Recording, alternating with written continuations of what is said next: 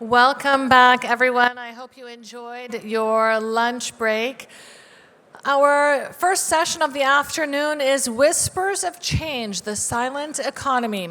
This panel will unveil the transformative journey of the MENA region, where rich cultural heritage meets modern innovation. We'll understand how the rise of digital currencies and the integration of sustainable practices are quietly reshaping the financial landscape, reflecting the unique blend of tradition and progress that defines the MENA. Our panelists are Benjamin James Robson, Head of Institutional EFX, Swiss Finance Corporation. Dr. Ahmed Allam, Financial Expert, His Highness the Ruler's Court of Dubai. Jameel Ahmad, Chief Analyst at GTC. Ayad Butt, Senior Executive Officer at Zodia Markets.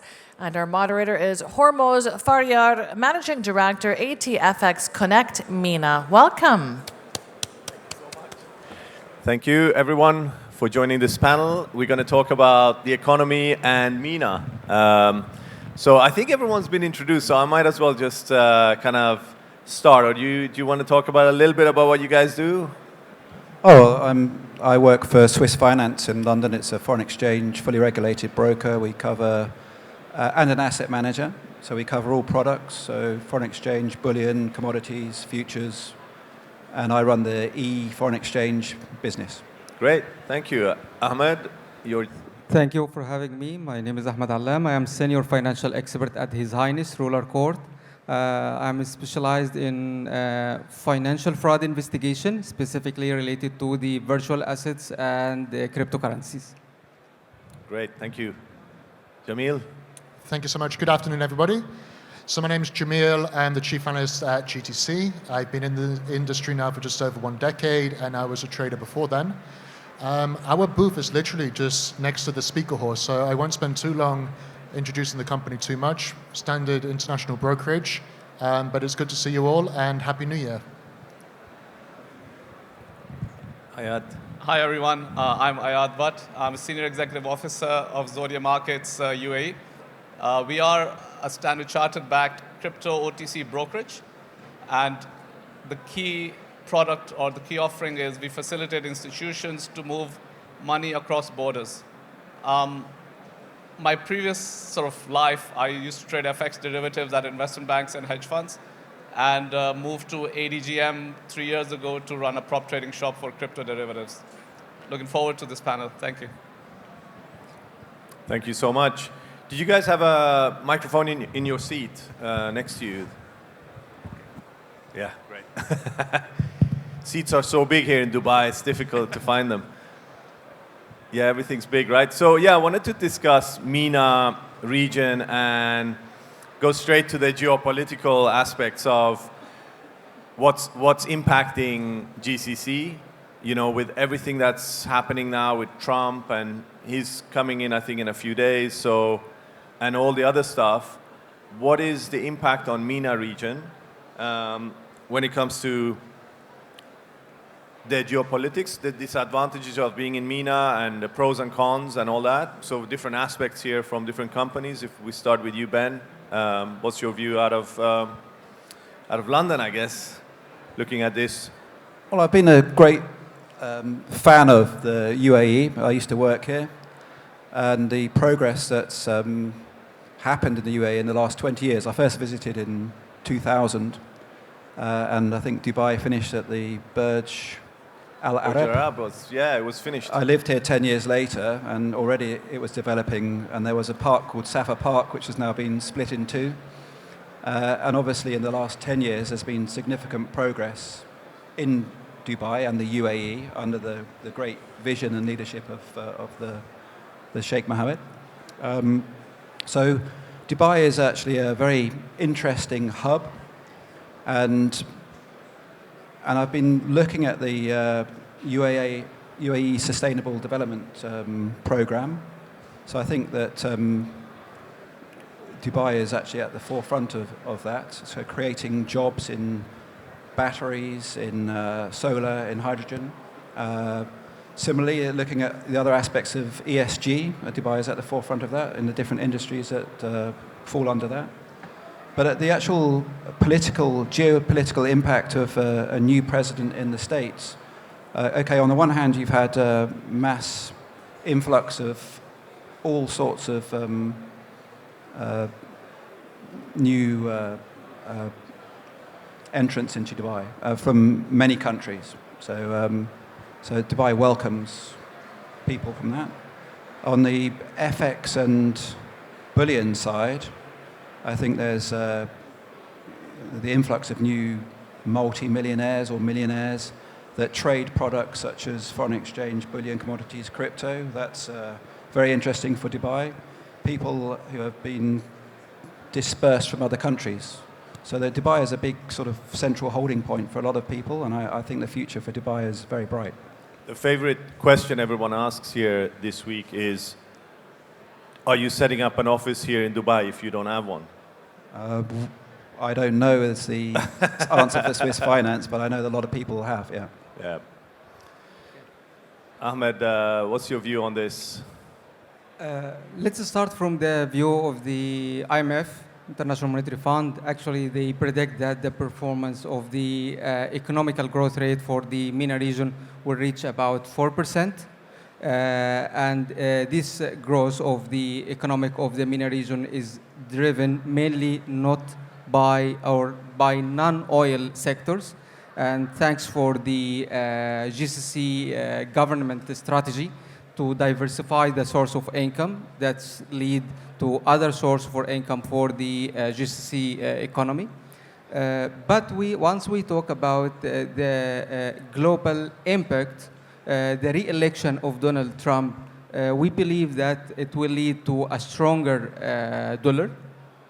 And this strength of dollar will lead to increasing in the yield of the US bond. And as we know that the GCC country specifically is backed by the US dollar, so they will get affected as well in a positive way from this perspective. From other side, the existence of Donald Trump as a president of the United States, I believe that it will lead to a resolution for the conflict between Ukraine and Russia. And as a result of this resolution, I believe the price of the energy, specifically oil, it will get less volatile. And based on this less volatility, the price of the oil will decrease. That's why one of the main source of income for the MENA region or for GCC country will get affected. We are talking now the price of the oil is ranged around $80. From my own perspective, I believe that by the end of the first half of the year, the barrel of oil will reach between 60s and maximum half 70s. This is my prediction or my expectation based on the geopolitical situation. That's going to be a bit scary for GCC. So oil prices go down a little bit, Russians and Ukrainians leave Dubai. It could be a little bit scary scenario, huh? Jameel, what's your thoughts on that?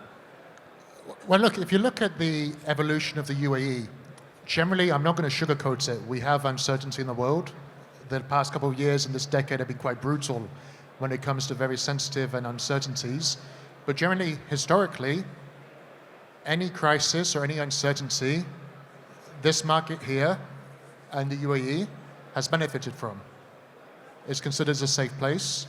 The economy is definitely going through further development.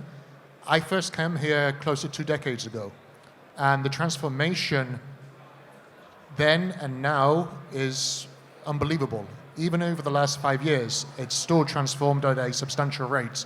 So whether it's the pandemic or some of the sensitivities with geopolitics, more people are coming here. And when it comes to the promises and the pledges to end these very unfortunate and sensitive events, of course, we all hope that's going to be the case. But a lot of damage has already been done. If you look at some of the data that's coming through, we have wider and wider ethnic groups now moving to the Middle East and specifically the United Arab Emirates. Further proof point that as an economy here is benefiting. And yes, this economy is somewhat sensitive to commodities like oil, but the data also shows that that's evolving too. There will always be some legacy. The UAE has become a hub now for so many different industries, so many different talking points. climate change, sustainability. And I just see that the UAE was going to further evolve. And yes, it'd be fantastic if all of these very unfortunate events do end. We all want that. At the same time, if we still have uncertainty, the proof is in the pudding that the UAE has benefited anyway. Thank you. Ayad, what's your thoughts on this? So I look at it from a sort of blockchain and digital assets lens. And firstly, with Trump coming into power, it is as positive a sign as one can get for digital assets. He's obviously been very vocal about his support. And once he's on the seat, we're going to see it in his actions as well. But the key aspects that I'm watching out for is the easing of banking rails for US dollar out of the US, the supportive policies from the US government which enable the adoption of digital assets in everybody's daily life, i.e. payments.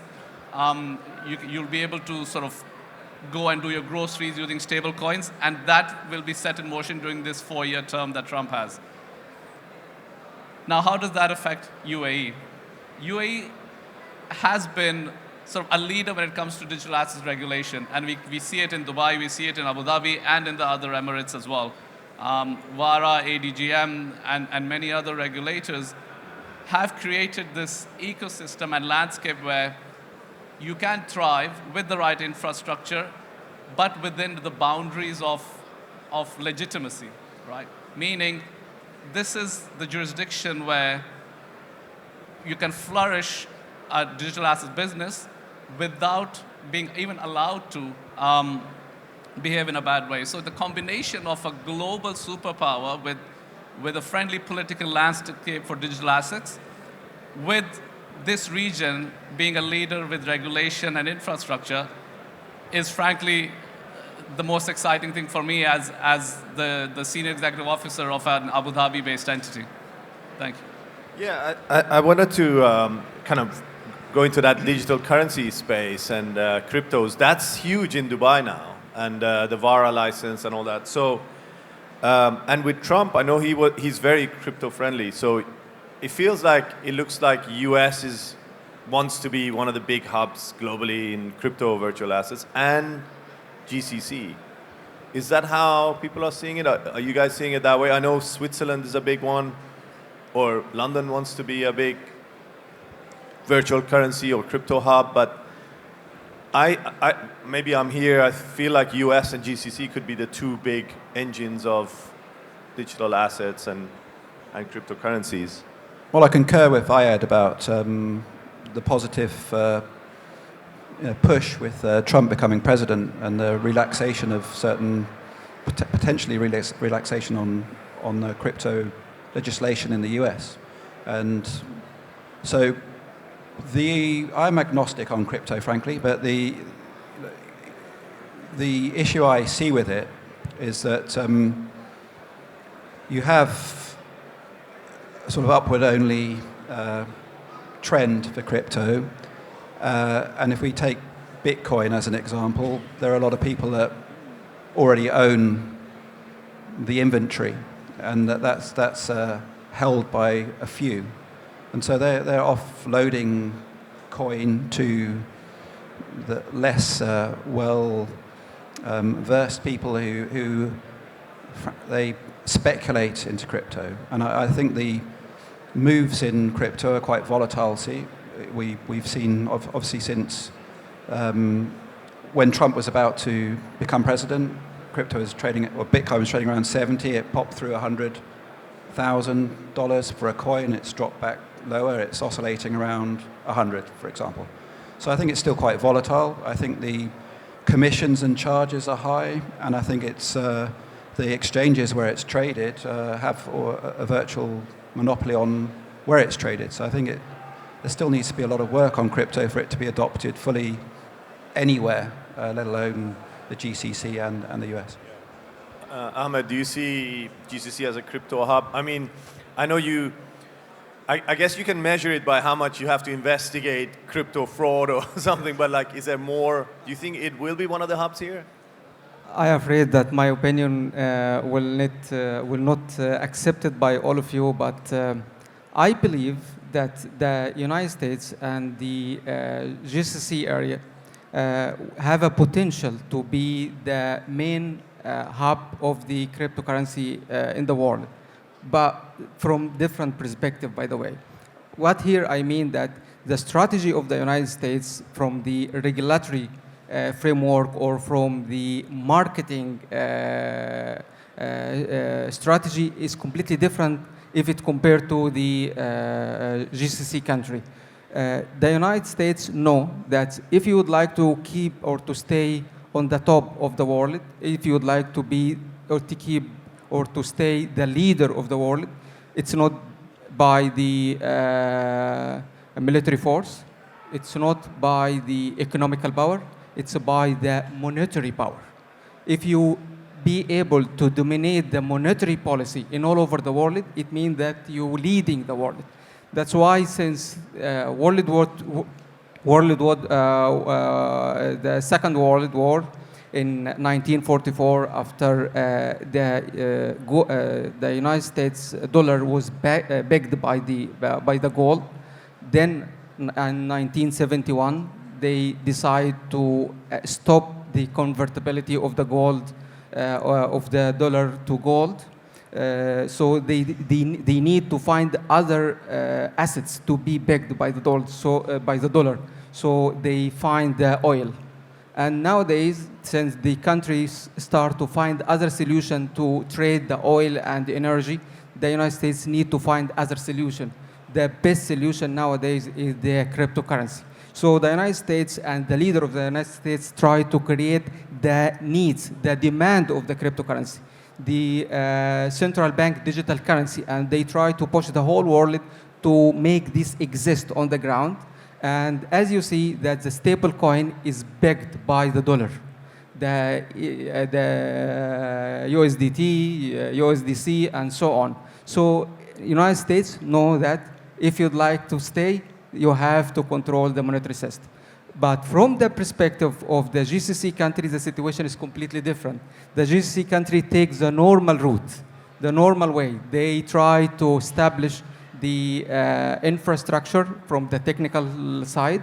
They try to pave the way from the regulatory perspective.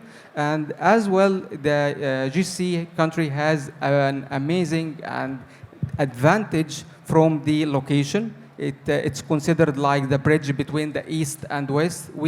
That's why it's giving the advantage from the side of the cryptocurrency. So I believe both of them, they are trying. United States, it's not trying. United States is pushing. GCC country are trying. Yeah, that's great. Great insight. Thank you, Jameel. Thank you so much. So look, I mentioned in my previous answer that the UAE has always tried to put itself at the forefront of innovation when it comes to different sectors such as climate change, sustainability, and so forth. But again, if you look historically, even prior to 2020, the UAE was very open to adopting crypto. And our moderator kindly named some of the frameworks. It's already a hub for this type of innovation. We have to consider as well that it's correct that the incoming president has promised to make America the crypto hub of the world. It does help, of course, that he's supported by the world's richest man. And the world's richest man is the owner of one of the largest social media platforms. He's also one of the biggest supporters of cryptocurrencies. But that hype can also help the sentiment here too. Because of the ease of doing business in the UAE, the ease of moving here, and the historical legacy limitations when it comes to the United States, where there still is very high regulation. It's not that easy to move there. It's not that easy to actually repatriate funds back and forth either. So generally, we've already seen the bounce in price. It's doubled since early November. Of course, that pledge to make America the crypto hub of the world and that bullish sentiment has pushed crypto even higher. We now need to see what he can do to really make cryptocurrencies what the price has pushed it to be. However, I will still say to our audience, that cryptocurrencies are still a volatile and a speculative asset. All investments carry a degree of risk, and generally never invest anything more into your portfolio that you're potentially not willing to no longer have in your capital. So I still That consider it sounds like risky. an ESCA risk warning you just... Of course, we are regulated. Okay. Don't risk too much on cryptos, basically. Put them all in CFDs, is that what you're saying? That's also risky too. Okay, Ayad. So, You can undo that risk warning. Go ahead. yes, all my fellow panelists are spot on with the volatility message, right? It's obviously an extremely volatile asset class. But the use case of blockchain technology that inspires me the most are stablecoins. Now, stablecoins are not volatile. There's various types of stablecoins, fiat-backed, cryptocurrency-backed stablecoins, commodities-backed stablecoins, and algorithmic stablecoins. But the most popular ones are the fiat and treasury-backed stablecoins like USDT and USDC. And this is where, again, it's something we're very focused on, and we've seen the growth of UAE in facilitating transactions using stablecoins grow immensely in the last, I'd say, 2 to 3 years, to the extent that not only sort of between institutions and trade transactions and business transactions, and an individual can go and buy real estate in UAE using stablecoins. You can buy a car using stablecoins, and it's not going to stop here. There's a lot of conversations happening in this venue as well about facilitating more and more stablecoin usage in your daily life. So that facet of blockchain technology is not volatile, and that's where Zodia Markets is focused the most, which is to facilitate cross-border payments, the movement of value using blockchain technology. And that is down to stablecoins and the regulations that the UAE has set for itself. Great, thank you so much. Ahmed, I wanted to talk about the digital banks. So I never thought digital banks would arrive here in Dubai, and last few months ago I opened my first digital bank account here in UAE. You guys have had it for years in England, but so I wanted to hear your thoughts on the role of digital banks here and the whole AI, and there's a whole new sort of industry that's not been here at all, and suddenly it's coming here in UAE. And what's the impact of that, in your opinion, in this region? There's so many things feeding this fire here in Dubai, but like digital banking is one, right? In fact, digital bank is booming significantly recently, but it's not recently, as we said. If we check in the term of the digital bank sector in the MENA or in just GCC country, we'll find that there is a growth rate of the digital bank during the last 10 years or last 12 years with about 43% on annual base. The number of digital bank in the GCC country reach more than 30 digital bank with an customer base approximately reach 50 million customers in the digital banks. The United States alone has more than 10 digital bank like Liv, Weo Bank. We have the first Islamic digital bank, which named Roya Bank. So the digital bank, it's something, seems it's new, but it's booming significantly recently.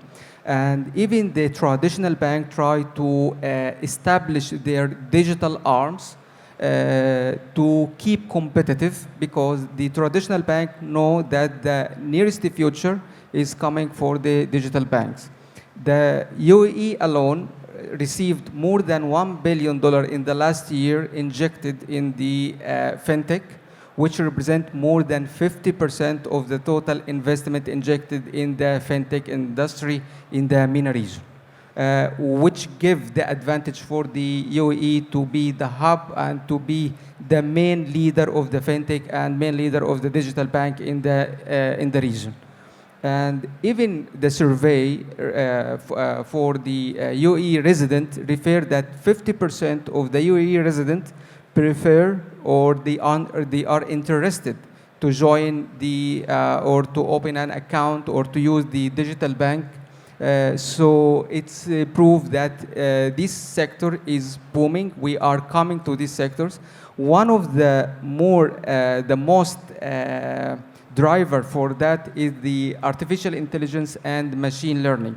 They help in an amazing way to accelerate the expansion of the digital bank and fintech, and it help also the financial inclusion. Even we can observe a lot of customers, different type of customers get involved under the banking sectors when they was unbanked or the banking cannot reach this kind of investors before. So the coming era is the digital era from all of type of sectors. Once it comes to the banking sectors, it's if you are not have your own digital bank, if you are not dealing with it, it means that you are out of market. And as well, I believe most of us within the coming few years will have at least one account through a digital bank. And all of us will deal through our normal transaction with the cryptocurrency. However, the regulated cryptocurrency like digital central bank digital currency or other stable currency. Amazing, thank you. So you think other digital currencies are going to be kind of banned? It's not about banned, but it will come out of the circle by nature. You know, nowadays we are talking about more than 15,000 cryptocurrency exist. It doesn't make sense. But the cryptocurrency which is existing is the more acceptable by the customer, by the people, and the one which could be backed by something we can rely on. Yeah. Okay. Jameel, any thoughts on the digital banks? In terms of the industry, it's a little bit outside of my personal remit, but I agree with the standardization issues here where you have a number of different tokens, coins and so forth. And with that, I actually do agree with the commentary there that there's too many assets at 15,000. And in terms of the industry itself or the assets, it's still in its infancy. Cryptocurrencies, digital assets and so forth have only been around for a decade. When we compare that to the historical nature of more historical assets and so forth, there's a huge discrepancy there. So I would bear that into mind. I'm not saying that there's not going to be a future because it's clear that the world is transforming towards that sort of direction. But what the picture is going to be exactly, I'm not sure, even from an analyst point of view. So I would pay particular attention towards some of the more regulatory aspects and the compliance around it. But again, the UAE, like other industries, when it comes to innovation, it will put its name in the hat to try to be at the forefront. But what exactly the future is going to be, I'm not sure. Yeah. I had thoughts on the digital banks and just AI. very quickly, I always say this to my kids that if we've sort of globally stopped going to malls and shops, brick and mortar shops to shop, and we shop online. So there's no reason why we need to go to a bank branch for our banking activities. So I think it's only going to move in one direction, and it's more and more digital. I can already see, like, for instance, when my kids grow up, they want, cash will become, or a checkbook will become like a collector's item for them. It's a bit like stamps for our parents. Nobody. So they'll become valuable if they become rare. Keep your cash and checks, maybe. Just to keep it on your wall, but not for a practical purpose. So, absolutely, I think the world's moving in that direction, and banks will have to follow. They're already quite slow, but I think they'll come around. I'm going to start collecting some notes. Cash collection. Yeah, any thoughts on that digital? You have your Revolut account, you don't care. Well, I'd say Revolut, the only issue I have with Revolut is that if you have a problem, then you have to communicate with a chatbot, and then ultimately you want to speak to the customer rep. So the chatbot needs to go straight away to the customer rep. So Ben, I'm going to go to sort of your thoughts on the the rates, interest rates, and the Federal Reserve sets the interest rates, and it sets it for UAE as well, because UAE is pegged to the dollar. What's your thoughts on where that might head? That could be a threat as well. Like, where do you think the interest rates will go for whoever wants to buy a house and have a mortgage here in Dubai? Interest rate projections, what are they looking like? Okay, well, first of all, you have to look at the Fed's mandate. So the Fed's mandate is maximum employment and sustainable pricing. Yeah, I thought it was inflation, yeah. Okay, so when you look at the latest jobs report, some people have speculated that that's actually creating a scenario where there's maximum employment. With respect to President Trump, in the last presidency, he put significant pressure on Jay Powell to cut interest rates when, in fact, I thought they should be tightening. So I think the US has a bit of an issue because, on the one hand, you have employment which is strong. The follow-on from potential tariffs that may be imposed on other countries is price instability and price rises, which in price rises is obviously inflation. So by definition, if you have higher inflation, you should raise interest rates. But on counter flip, the president will be doing his best to keep interest rates low. So where they are at the moment is a level which I think is debatable whether we'll have cuts next year. The argument could be strongly for rates to rise. That could have impacts on the UAE. But if you look at the rest of the world tends to follow the states.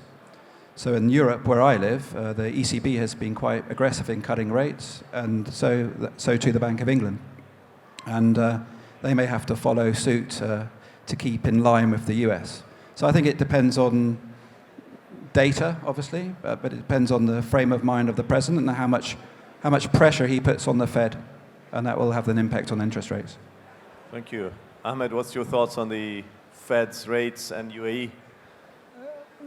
You summarized it at the beginning that the UAEs get affected by the interest rate directly because the UAE dirham is backed by the US dollar. It makes sense. So any decision taken by the United States Federal Reserve, it will affect directly to the UAE dirham as it's backed by the US dollar. But the issue here is Donald Trump going to influence the Federal Reserve decision? This is the question.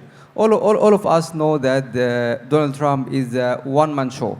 He tried to build glory based on his existence. That's why I believe that he will try his best to influence the decision of the Federal Reserve, and he will try to lower the interest rate. Accordingly, it will stimulate the economy, and it will give an advantage for the consumers and for the investors to make it easy to access the credit. And by normal, the market, specifically the real estate market and the retail market, will flourish, will doing better. But the result will be negatively on the inflation rate because the inflation rate will increase in the United States, and as well it will increase here. As we see that the UAE is witnessing increasing the price of the real estate recently during the last couple of years, and I believe that it will keep increase from the real estate sectors during 2025, and maybe also on the consumer level as well. Okay, excellent. Jameel, what's your thoughts on the Fed? Look, let's take it from the local perspective first. The UAE is structured very much differently. It's a sentimental economy where, if you look at the projections, more and more people and wealthy citizens are expected to move here. And there's already a supply and demand issue when it comes to property. So in fact, regardless of what happens with the interest rates, supply and demand suggest that the property sector will continue to grow here, as it already has done since the end of the pandemic. We all know, though, however, about the peg to the US dollar. I'm not going to talk about that too much.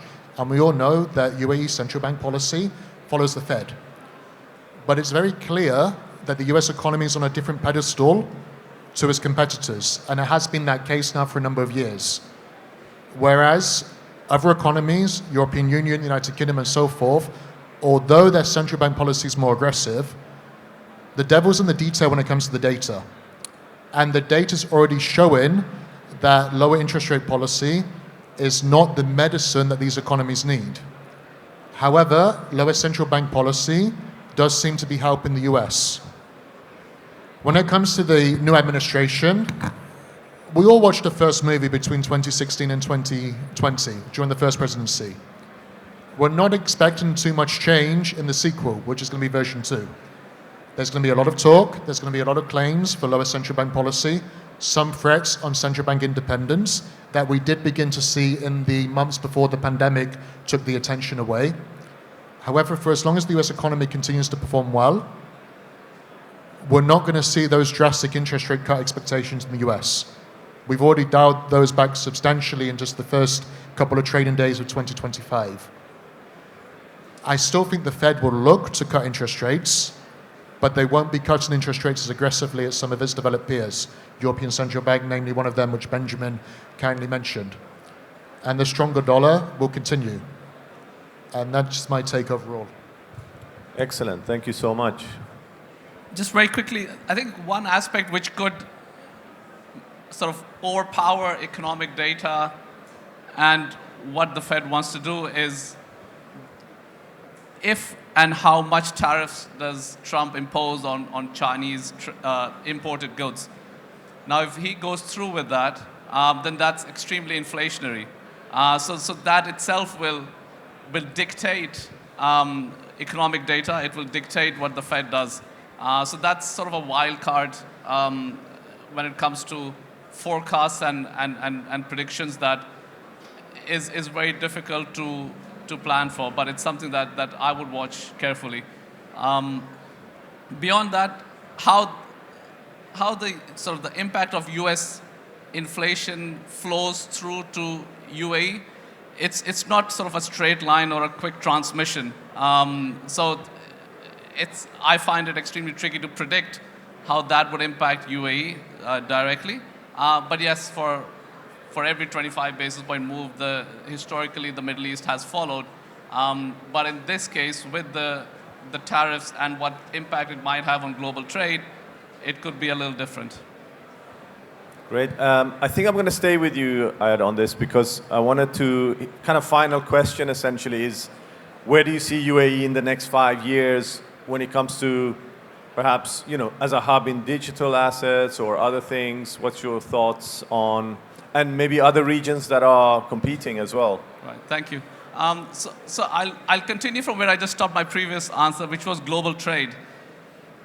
Now, I think UAE has always been the connector or the hub for trade for decades, and it's growing in prominence. Where I see it creating a large impact is the way it's adopting stablecoins, which I touched upon on a retail segment before. We see immense interest from government entities, from large institutions who are conducting trade across borders and have large payments to make for those trades, right? Now, historically, if you're a large importer, you need to make a payment in another country, you've been using banking channels, and they are archaic. If there's a national holiday, if it's a weekend, the banks are closed, your payments are not moving. They're slow, they're expensive, you get extorted with the FX charges, God forbid, if you had to do any sort of conversion. And blockchain has given these corporations an alternative which moves money in minutes, an alternative which is 24/7, and an alternative which is not in the control of a centralized authority which can block, delay, and slow down the growth of your business. And we see that. I want to give one example, a specific example.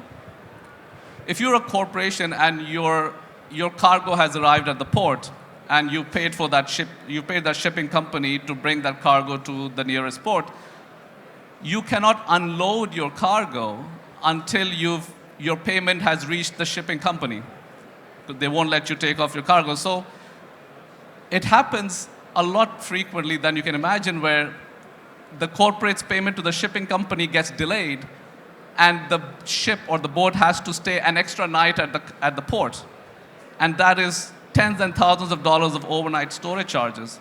Now we have these corporations coming to us and asking us for a solution.